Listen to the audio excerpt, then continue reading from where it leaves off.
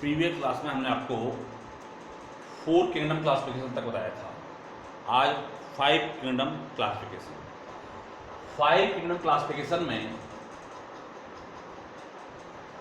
जो कि 5 किंगडम्स पर आधारित है, वो 5 किंगडम्स हैं Monera, Protista, Fungi, Plantae and animalia. इसको सबसे पहले दिया था आर.एच. व्हिटेकर ने 1969 में। This classification is based on cell structure, thallus, classification, organization, mode of nutrition, reproduction and phylogenetic relationship means evolutionary relationship। तो ये किन किन बातों पे है? सेल स्ट्रक्चर पर है। Thallus, do you know what is thallus? Thallus means that cannot be differentiated into root, stem and leaf। ऐसा पौधा जिसको हम लीफ, रूट और स्टेम में ना डिफ्रेंशिएट कर पाएँ, वो थैलस कहलाता है। हिंदी में कहते हैं सूकाइड, यानी जिसको हम जड़, तना, पत्ती में अलग अलग डिफ्रेंशिएट ना कर पाएँ, दैट इज थैलस। तो thallus, organisation, mode of nutrition, उसका न्यूट्रिशन कैसा है, रिप्रोडक्शन किस प्रकार से करता है, और phylogenetic relationship means evolutionary relationship. इन पॉइंट्स के आधार पर हम इनको 5 किंगडम्स बांटते हैं, जो कि सबसे पहले आर.एच. व्हिटेकर ने 1967 दिया था। मोनेरा, प्रोटिस्टा, फंगी, प्लांटी और एनिमेलिया। अब कंपेटिटिवली इनका एक बार हम अध्ययन करते हैं कैरेक्टर्स का।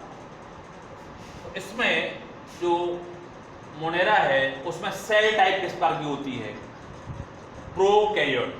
प्रोकैरियोटिक मीन्स जिसमें आद्य न्यूक्लियस या प्रिमिटिव टाइप ऑफ न्यूक्लियस होता है। वहीं प्रोटिस्टा में यूकैरियोटिक होता है, फंगाई में यूकैरियोटिक होता है, प्लांटी में भी यूकैरियोटिक होता है और एनिमेलिया में भी यूकैरियोटिक होता है।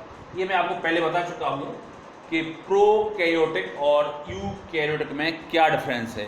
Prokaryotic means pro plus karyon. Pro means primitive, karyon means nucleus. ऐसा जिसमें प्रिमिटिव न्यूक्लियस पाया जाता है, ऐसा ऑर्गेनिज्म जिसमें आद्य केंद्रक पाया जाता हो, वो कहलाता है प्रोकैरियोटिक। आद्य केंद्रक मींस जिसमें हम केंद्रक को अलग से ना पहचान पाए, उसका जो डीएनए मटेरियल है वो साइटोप्लाज्म में एम्बेड रहता है, वो कहलाता प्रोकैरियोटिक। यूकैरियोटिक, यू मानो तो वास्तविक, कैरियोटिक माने केंद्रक। तो वास्तविक केंद्र से पाया जाता वो कहलाता यूकैरियोटिक। इसमें न्यूक्लियस को अलग से पहचान सकते हैं हम, उसमें न्यूक्लियर वॉल होगी, उसके अंदर न्यूक्लियस भी होगा, न्यूक्लियोलस और न्यूक्लियर दोनों होंगे। तो ये प्रोटिस्टा भी यूकैरियोटिक होता है, फंगी भी यूकैरियोटिक होता है और प्लांटी में यूकैरियोटिक और एनिमेलिया में भी यूकैरियोटिक होता है। दूसरा कैरेक्टर इसका सेल वॉल। तो मोनेरा में जो सेल वॉल है वो नॉन सेलुलर होती है, means made of polysaccharide and amino acid बनी होती है। जबकि प्रोटिस्टा में कुछ में सेल वॉल पाई जाती है, सब में नहीं पाई जाती है। फंगी में प्रेजेंट पाई जाती है लेकिन विदाउट सेलुलोज, सेलुलोज की बनी होती है, काइटिन बनी होती है, मेड ऑफ काइटिन। सेलुलोज की ना होकर क्या की होती है? काइटिन बनी होती है। प्लांटी में पाई जाती है और सेलुलोज की बनी होती है। एनिमेलिया में ये सेल वॉल एब्सेंट होती है, नहीं पाई जाती है। तो सेल वॉल एक बार फिर से देखें, मोनेरा में कैसी होती है? Non cellular means made of polysaccharide and amino acid. Protista में कुछ में पाई जाती है और फंगी में ये पाई भी जाती है लेकिन सेलुलोज की नहीं होती, काइटिन बनी होती है। प्लांटी में पाई भी जाती है और सेलुलोज की बनी होती है, एनिमेलिया में ऐसा। अब इसके बाद आता है तीसरा पॉइंट, न्यूक्लियर मेम्ब्रेन। अब मोनेरा है तो न्यूक्लियर मेम्ब्रेन उसमें नहीं होगी, क्योंकि इसमें प्रिमिटिव न्यूक्लियस पाया जाता है, आदि केंद्र पाया जाता है। प्रोटिस्टा में चूंकि यूकैरियोट पाया जाता है इसलिए प्रेजेंट होगी, और ये सब में प्रेजेंट होती है, फंगी में भी, प्लांटी में भी और एनिमेलिया में। तो न्यूक्लियर मेम्ब्रेन सिर्फ मोनेरा में नहीं पाई जाती, इससे सभी में पाई जाती है। इसके बाद नेक्स्ट पॉइंट है बॉडी ऑर्गेनाइजेशन। मोनेरा का बॉडी ऑर्गेनाइजेशन होता है सेलुलर, प्रोटिस्टा का भी सेल होता है, फंगी का मल्टी सेल होता है, लूज टिश्यू होते हैं।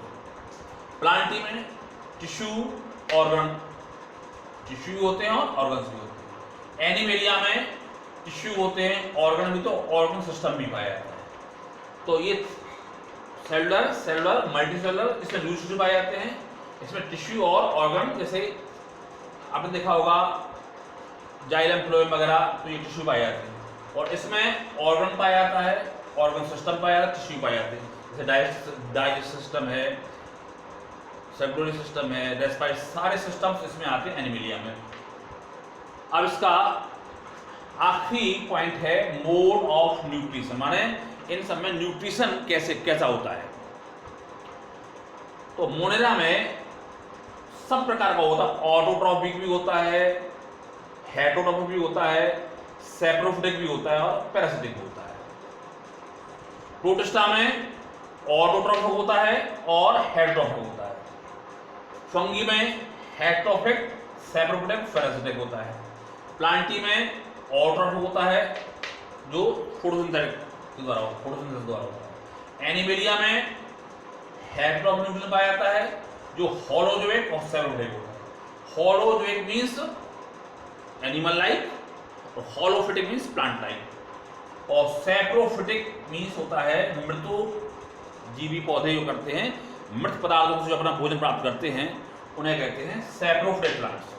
तो इस क्लासिफिकेशन में आपने देखा कि आर.एच. विटिकर ने 1969 में इसको 5 किंगडम्स में डिवाइड किया था। वो पांचों किंगडम्स का जो कंपेरेटिवली हमने अध्ययन था वो आपको बता दिया। मोनेरा, प्रोटिस्टा, फंगी, प्लांटी और एनिमेलिया, इन पांचों किंगडम्स का cell wall, cell type, cell wall, nuclear membrane, body organisation और मोड ऑफ न्यूट्रिशन, 5 जो कैरेक्टर्स है, इन पर बेस्ड हमने एक कंपेरेटिव आपको सबको बता दिया। तो ये 5 किंगडम ऑफ क्लासिफिकेशन आप लोग नोट कर लेना और हमें आप दिखा देना। नेक्स्ट क्लास में हम आगे और इस पर डिस्कस करेंगे। थैंक्स।